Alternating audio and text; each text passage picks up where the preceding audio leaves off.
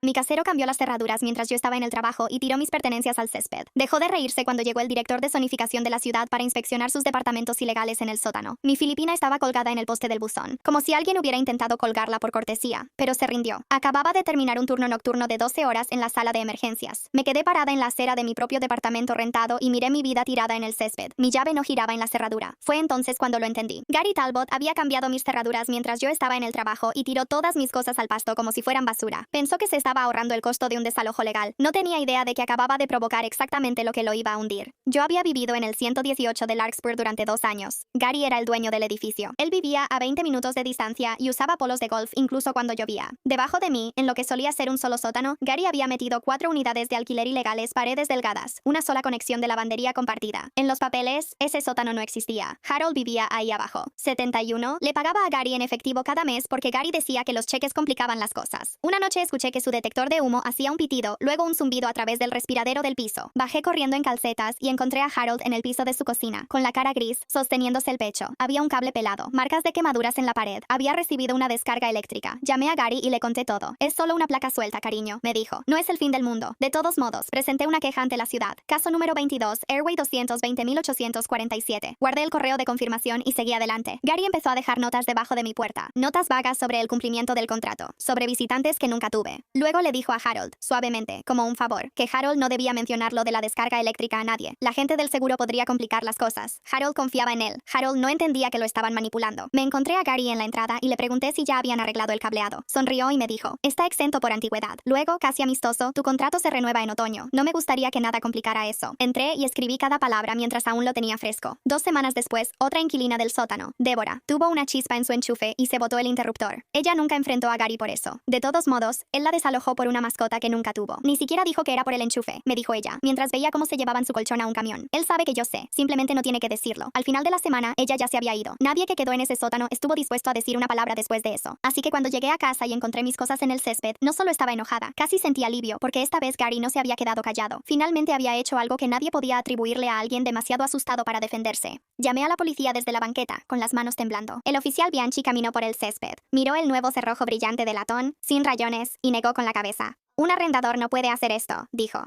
Esto es un desalojo por cuenta propia. Es ilegal. Punto.